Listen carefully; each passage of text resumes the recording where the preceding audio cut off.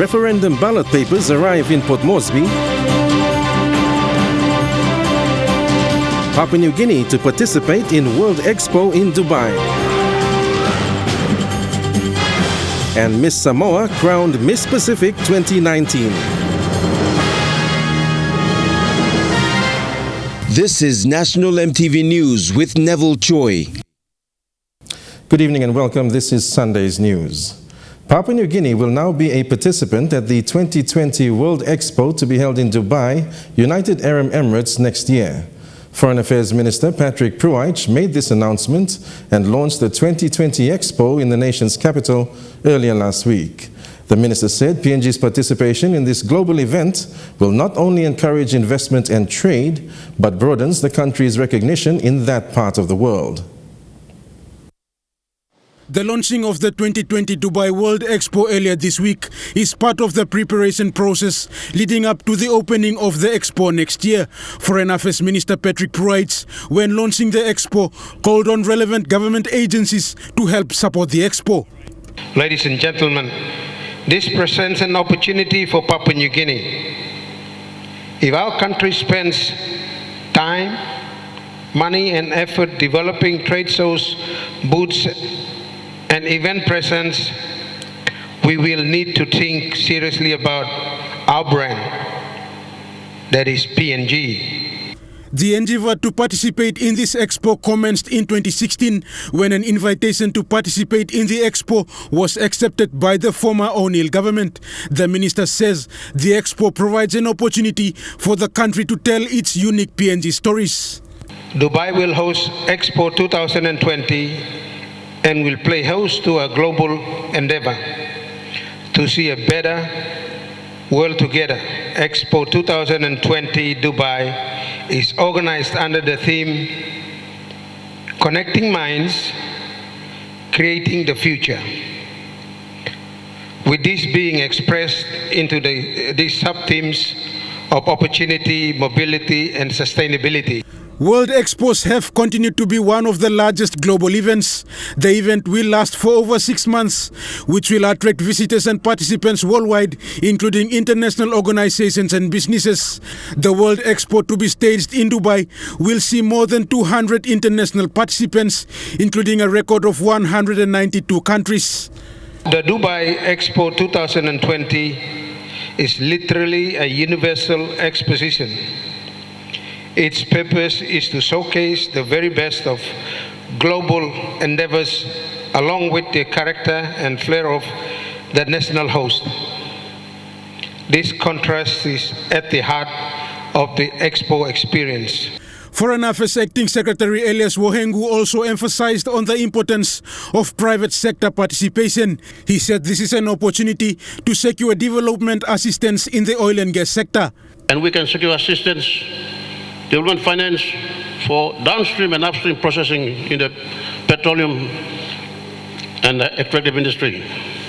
We can also join up with new potentials for investment. At the constrained economic times, it's a difficult challenge for us to ask the government to do or take up the entire financing. We are reaching out to the private sector to partner with us. The 2020 Dubai World Expo starts on the 20th of October 2020 and ends on April 10th, 2021. Rayon Lakingu, National EMTV News. Yesterday, all the referendum ballot papers for the southern region and overseas, Australia and Solomon Islands arrived in Port Moresby. Today, ballot papers from Mamase and the New Guinea Islands arrived. On Tuesday, ballot papers from Highlands region will arrive in Port Moresby. In Bougainville, Police Chief ACP Francis Tokura says there will be an extra week polling for remote areas and atolls. We have about 95% of the polling has been completed on Bougainville. A lot of the boxes have now been locked for South Bougainville. In Buin, they are locked at down at Buin Police Station. For Bana, it has been transported down to Arawa. It was locked at Arawa Police Station. For Central Bougainville, a lot of the boxes have all been locked up at Arawa Police Station as well. We're waiting for the boxes from Wakunai because there is still one more polling to be completed in Wakunai. The Madang Teachers College will now offer Bachelors of Primary Education in Teacher Training in 2020. The Teachers College has affiliated with the University of Goroka as UOG's Madang campus. This was made possible through a Memorandum of Understanding. The Madang Teachers College is now an affiliate of UOG and is now the Madang campus for the University of Goroka. The university will deliver each program for primary teacher education, bachelor for 4 years, to the students who would apply to attend the Teachers College to enroll for year 2020. And so we will apply the stringent rules of admission. We will also, for academic studies in the universities, we will also help to train the required manpower in the Madang Teachers College range of academics as part of our commitment, so that they are better prepared to take on the responsibility of both academic as well as research portfolios in the university requirements. The university has been helping to build the Teachers College that is now the University of Goroka, which is operating out of the former Madang Teachers College facilities. The biggest challenge now on both institutions is to find a management team that will take on the new challenge. Our challenge is to find the leadership on both sides of the parties, MTC and UOG, to find management team that was going to run with it and make to the realization the implementation schedules that will be worked out following the signing of the Memorandum of Understanding. Former Madang Teachers College is the only government-owned and funded teacher training college in the country. Thus, it brings the natural tendency to affiliate with the University of Goroka, so that we bring about the synergy that's needed to bring about transformation, building capacity, leadership, and we apply, basically the training level that will be able to provide the teachers to deliver, a quality, high standard content to students as part of our work towards improving the quality of education in Papua New Guinea. A team of 32 members, including the Chancellor and Pro-Vice Chancellors and head of faculties, visited Madang last week to sign the MOU with the former Madang Teachers College and witness the college 55th graduation ceremony on Friday. The college graduated more than 400 students. Martha Louise, National EMTV News, Madang. 406 students have graduated with diplomas in primary teaching at the Simbu Teachers College.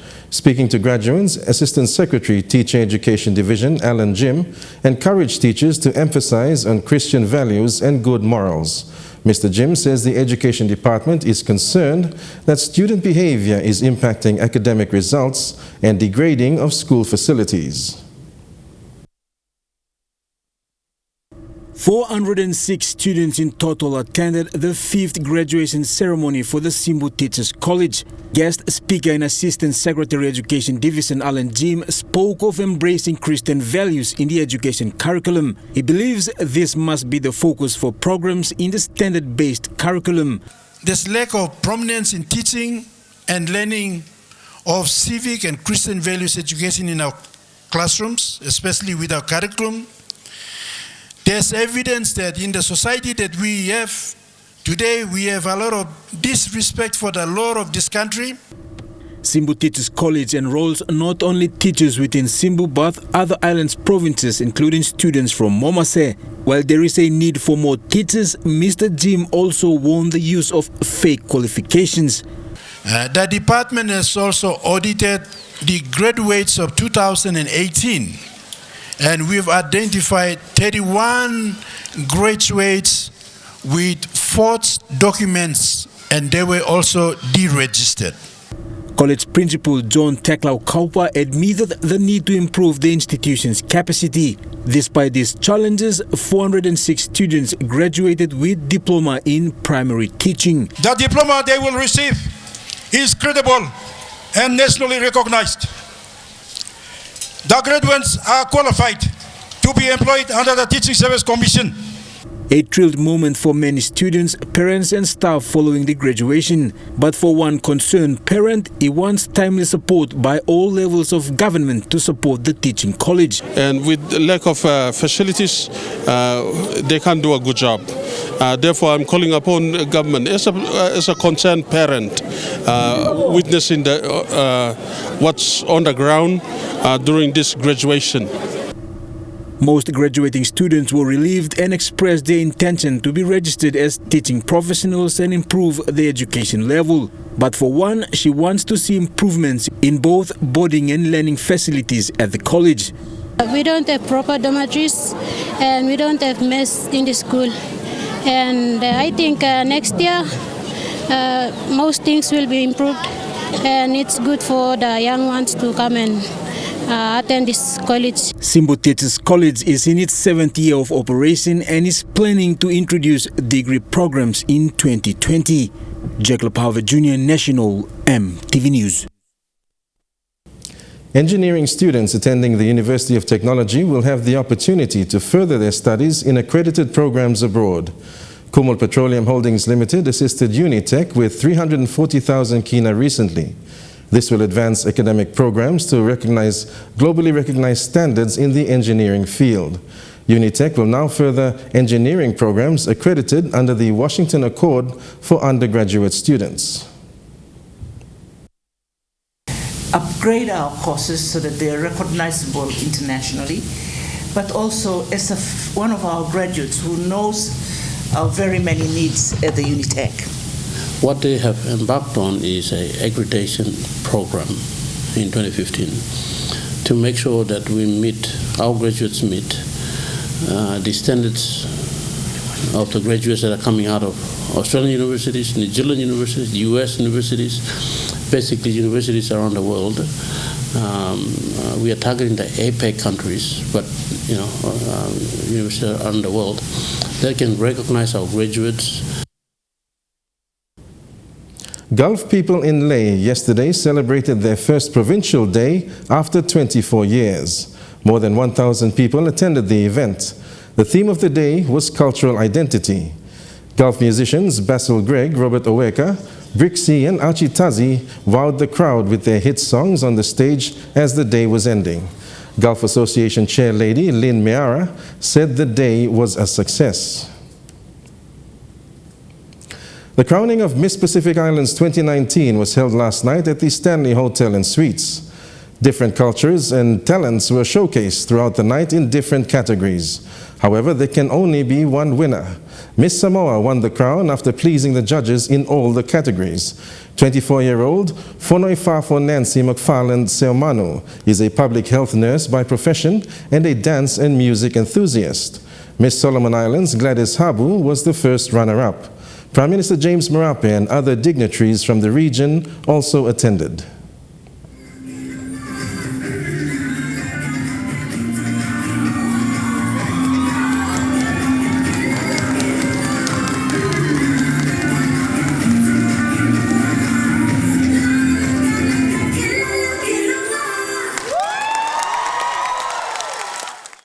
You're with National EMTV News. We'll be back with more after these messages. Stay tuned.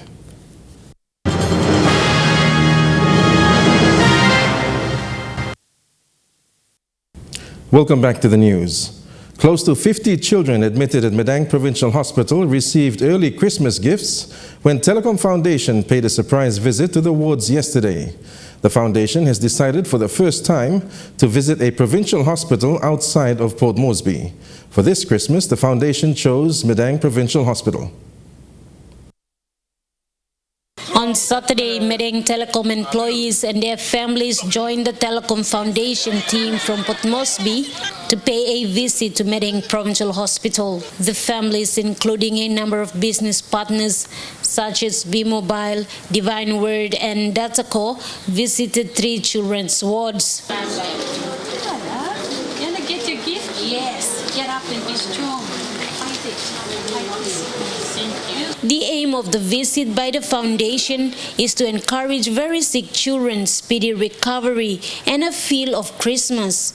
The focus is to keep the minds of the children away from their illness and a sense of love. So I'm little gift to mitla kamlo yupla na mitla baputi yupla lo pray to ose mol pikini ngal siki start mitla baputi no pray ose mbori ba look come down healing ba kamlo disla ward. Telecom Foundation is a non-profit organization set up to impact the lives of Papua New Guinea children in ensuring access to clean internet so that children can access quality education. The organization is committed to implement its program. Thus, during the short visit to Medang, the foundation also visited Holy Spirit Primary and Tusbab Secondary School. Telecom PNG aims to make its contribution to enhance education through technology and other vital community support through the foundation as part of its corporate responsibility. Martha Louise, National EMTV News, Medang. A fisheries officer in the Ijivitari district of Ora province says there is great potential in the fisheries sector for the Tufi area. He says the district administration must venture into the fisheries sector while consulting the National Fisheries Authority. Ijivitari MP Richard Masere believes the pristine marine environment has many things to offer, but must be conserved for the better. Speaking to EMTV News, Fort Geveto says communities in Tufi are closely linked to the marine life. Geveto says locals can venture into small-scale fish projects through various programs offered by the National Fisheries Authority. He believes there is great potential. I always dreamed that Tufi should come up with its, a fishery project, and the government should really look at it and try to reopen up a fishery project where our people can catch fish and sell it. With no roads connecting Tufi to the provincial capital, Popondetta, the local fisheries project officer says income generation for many is a struggle despite the attraction in the tourism sector. However, he believes levels of government, including the local Ijivitari administration, can alleviate by creating opportunities for communities in the fisheries sector. 100%, especially in fishing, is out there, but we lack markets. Agriculture products, well, I would say only Collingwood Bay would take that, minor cash crops and whatever. But in a recent gathering last month, Ijivitari MP Richard Masere publicly announced the intention to develop the fisheries sector in the Tufi area.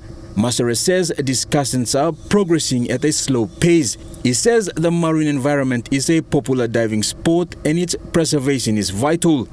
I am currently in discussions with the National Fisheries Authority to look at the possibility of a fishing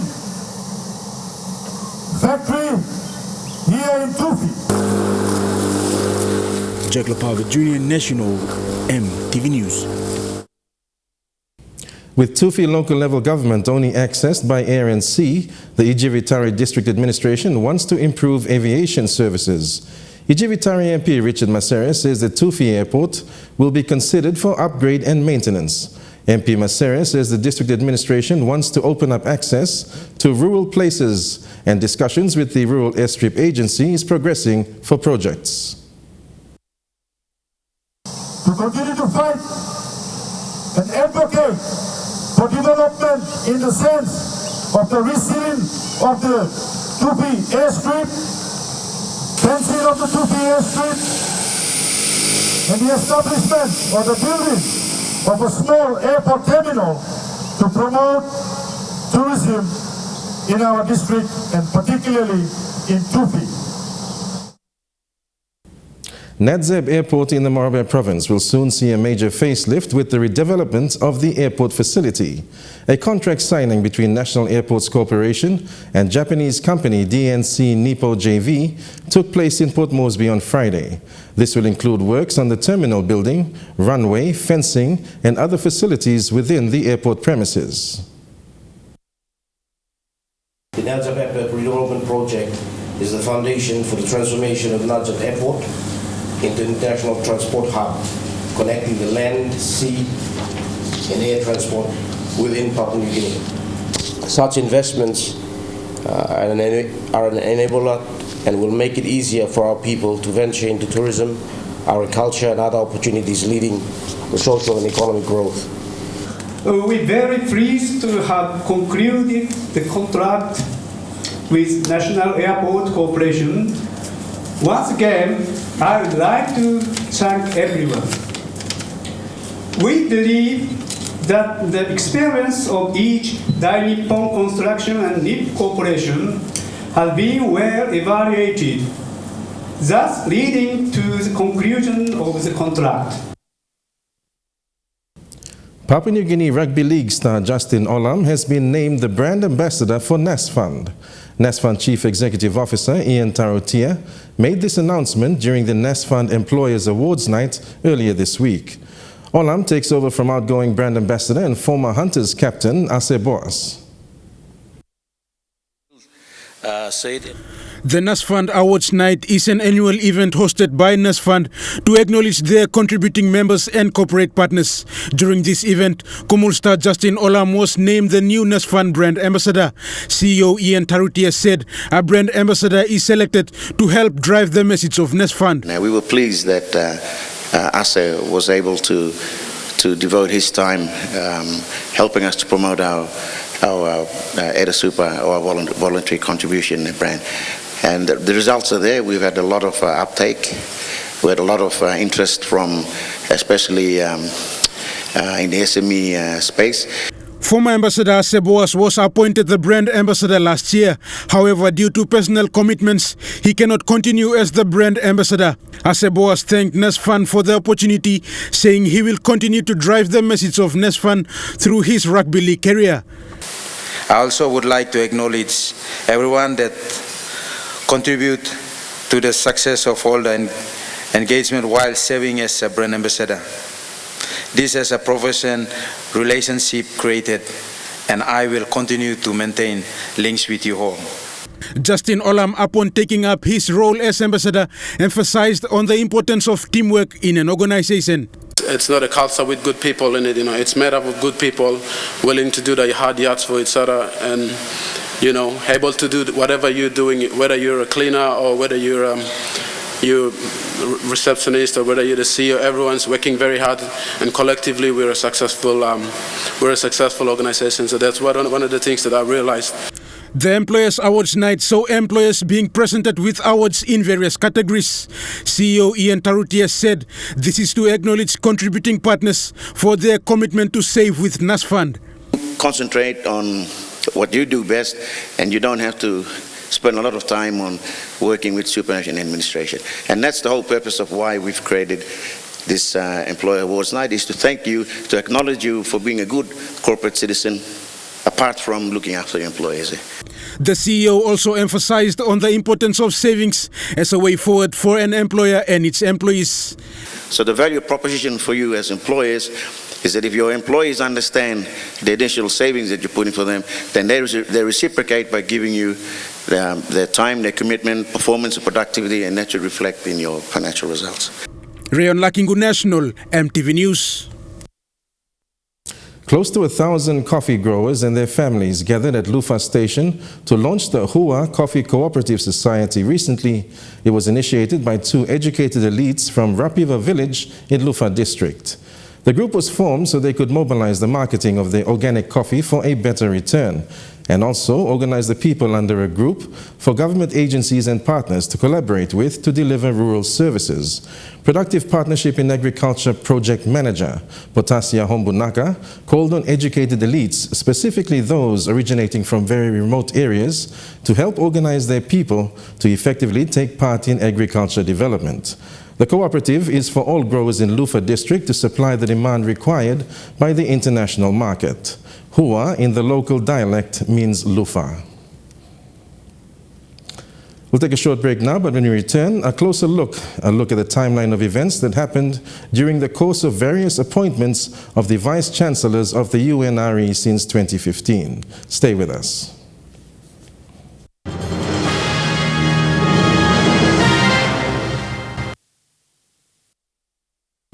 Welcome back to the news. The University of Natural Resources and Environment Council has announced Dr. Pongi Kichawen as the new Vice-Chancellor for the university. University's Chancellor Andrew Master made the announcement on behalf of the council members late yesterday.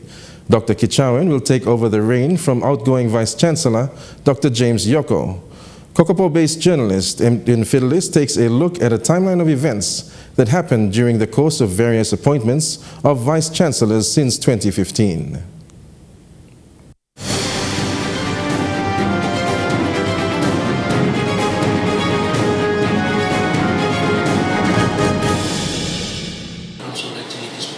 Dr. Kichawen's appointment is effective immediately for a duration of 3 years. A total of 8 applicants have vied for the university's top post when the position was tendered publicly. After numerous evaluations, the applicants were trimmed down to 2, where Dr. Kichawen was recommended to take on the post as the new Vice-Chancellor for the university. Council Sales Committee met this morning, put up a recommendation that went to the University Council, and the University Council has now appointed Dr. Pongi Kichawen as the new Vice-Chancellor of the University of Natural Resources and Environment. Dr. Kichawen's appointment is seen as a relief for the university. And I'm very thankful that the job has just begun. We came in with the leadership of former Vice-Chancellor James Yoko. We set the foundation. All the plans are already on foot, and we are put it into motion. Numerous student boycotts have happened almost every year since 2015, organized by the Student Representative Council, who on numerous occasions have demanded the University Council and the administration to listen to them, as they claimed the institution is not being operated the way it should. In 2015, former Vice-Chancellor Professor Philip Siaguru was sidelined following allegations of misappropriation. Dr. Samson Laup was then appointed to fill up the vacant position and held on to it for about 2 years. But within his administrative period, that doesn't stop students from complaining. Students continued on boycotting classes and staged peaceful protest march and demanded the National Executive Council to appoint yet again a new Vice-Chancellor. In 2017, an expatriate professor for botany at the Aberystwyth University in Wales, Professor John Warren, was appointed by the NEC to run the institution. In 2018, just after a year of occupying the Vice-Chancellor's post, Professor Warren voluntarily resigned after claiming he received malicious prosecution threats from other members of the University Council. Shortly after his departure from the country, the council members met and appointed Dr. James Yoko to fill in the void left by Professor Warren. Dr. Yoko held on the position for a year until his term expired earlier this month. We are the senior management team. So we have provided the leadership in the last 15 months. And we have laid the document foundation. Wherever there are cracks or so on, we have ensured that there is a review done, audit done. So 4 major audits have been done. And now we have laid those foundations ready to see 2020 and beyond. All eyes are now on the new Vice-Chancellor to bring back the institution to its glory days as one of the best agriculture university in the Pacific. But that will need support from staff and students, the new VC says. If he succeeds in developing the university as planned, then he would have achieved more than what his predecessors have achieved in previous years.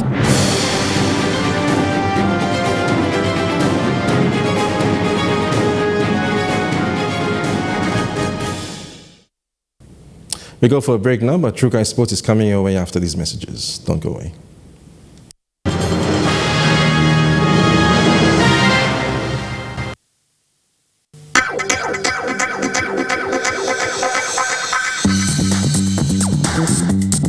Trukai Sports.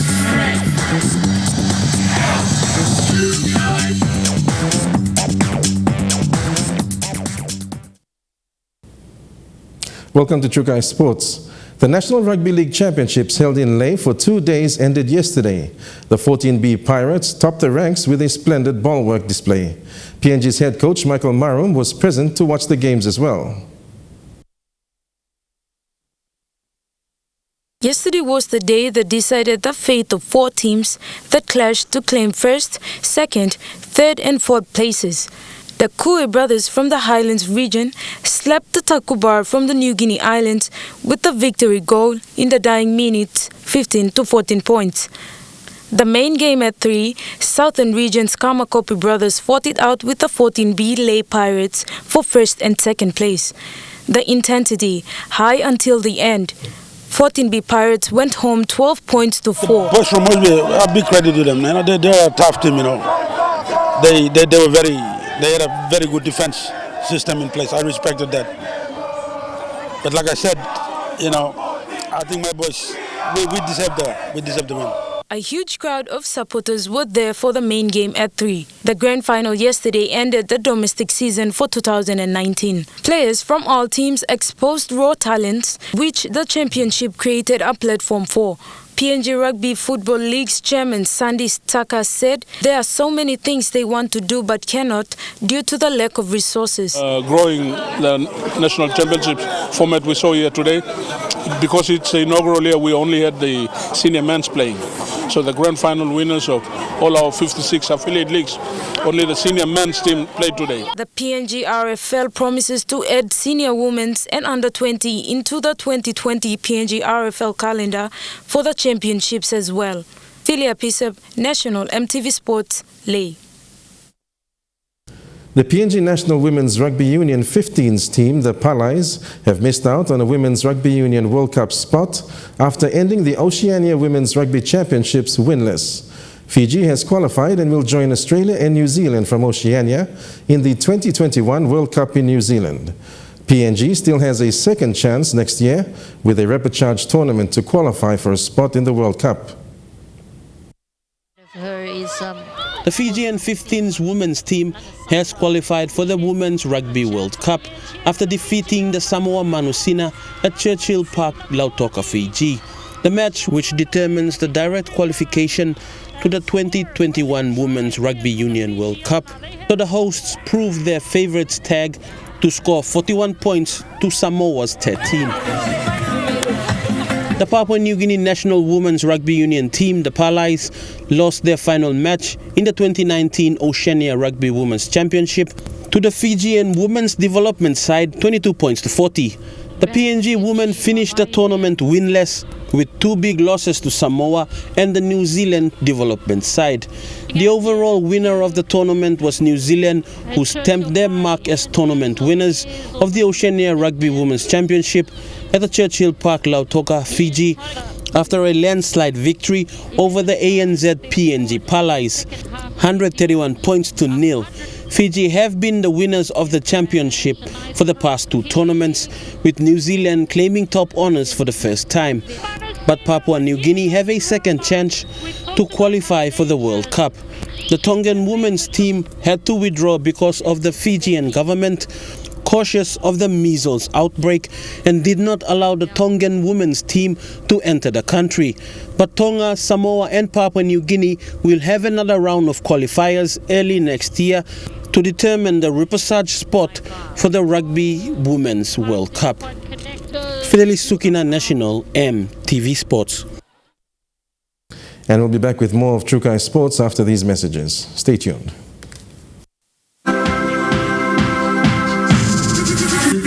Trukai Sports. Welcome back to Trukai Sports.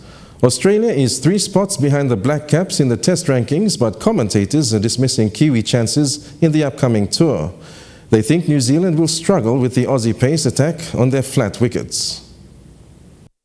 Tom Latham's in the form of his career, and Steve Smith is the only Aussie ranked above him. Innings in a rich vein of form, Tom Latham. But less than 2 weeks from the start of the Black Cap series across the Tasman, that's apparently not enough to put Australia's bowlers on notice. Tom Latham, I'm a fan, but he's a player of 135k and below. Australia won't accommodate him with that sort of pace. Australian pundits don't respect you until you score on their grounds. Latham's only played 3 tests in Australia with a top score of 50, but he excels outside New Zealand where he averages 42. The Aussie quicks will be more challenging than England's.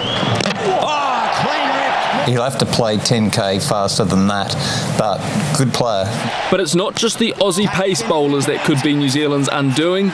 Michael Hussey is unsure how effective the Black Caps' own seam attack can be if Trent Boult doesn't recover from a side strain. They desperately need him, particularly in Perth for that day-night test match, but also de Granholm's a good, honest cricketer as well. So a couple of injury worries for New Zealand. They've got to get them fit for when they get over here. The English are jumping to New Zealand's defence after being hammered in the first test at Bay Oval. Former captain Michael Vaughan isn't buying the Aussie scepticism. They're going to come here in a couple of weeks' time. They'll be hard to beat in these conditions. With New Zealand winning just 3 of 31 tests in Australia, there's the win for New Zealand. You can see why pundits think they have a point to prove. British bookies are cashing in on the sacking of Arsenal manager Unai Emery. The Spaniard was let go after Friday's 2-1 defeat to Eintracht Frankfurt, and the odds are being set on his replacement and which manager will be next to go in the Premier League. Time is not on his side. The signs were clear. Unai Emery was on borrowed time. I'm so sorry for him. It's always sad news. It's a shame because from the outside looks like a man that gave everything in the role. Emery became a victim of poor results. To Kamada! Arsenal's run of 7 winless games is their worst in 27 years. Yesterday's 2-1 Europa League loss proved to be the final nail in his coffin, despite topping their group and sitting 8th in the Premier League. What can I say? That's how the football world is. No dramas, mi amigo. Keep going, and you will get another club. Arsenal legend Freddie Ljungberg is the interim gaffer, but bookies have quickly set odds on the favourites to take charge full-time. Former Juventus manager Max Allegri and Wolves boss Nuno Espirito Santo are the front-runners, while former Arsenal skipper Mikel Arteta is also being mentioned. He's been Pep Guardiola's right-hand man at Manchester City since 2016. Do you think Arsenal could come asking? No question for me. Emery is the 3rd manager to be sacked this season, and there are odds on who's set to become the 4th. The bookies are unanimous on Everton's Marco Silva. I don't lose time thinking on that. To be honest with you, I don't waste my time. I don't waste my focus thinking this situation. The job's ruthless nature simply part of the league as the manager merry-go-round begins. And that story rounds up Trukai Sports for tonight. Up next, the weather details for the next 24 hours. Stay tuned. Trukai Sports.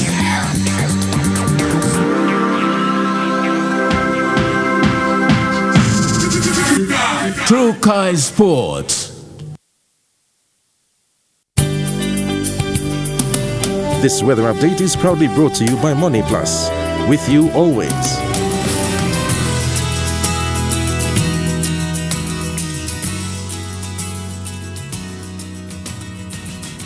And the weather forecast for tonight and tomorrow in the southern region.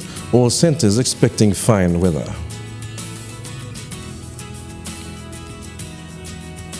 To the Momase region, Lae, Madang and Wewak, fine weather, and fine weather also for Vanimo, Lae and Wau. To the New Guinea Islands region, all centers fine. And to the Highlands region, all centers expecting fine weather, then some fog.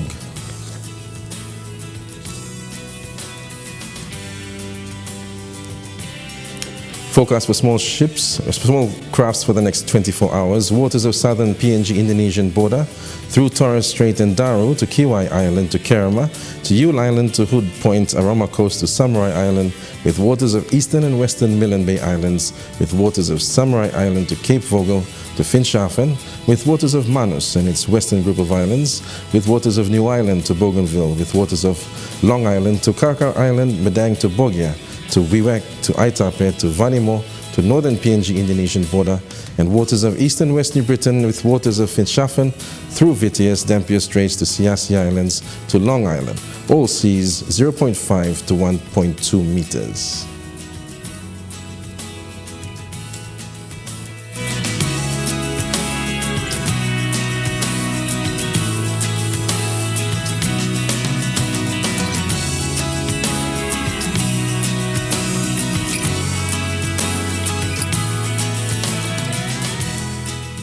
To ocean forecast for PNG areas: Coral Seas, seas slight with east to southeast winds at 10 to 15 knots. Solomon Seas, seas slight with southeasterly winds at 10 to 15 knots. Bismarck Seas, seas slight with northeasterly winds, that is, at 10 to 15 knots. And in the Pacific Ocean, seas slight with southeast to southwest winds at 10 to 15 knots.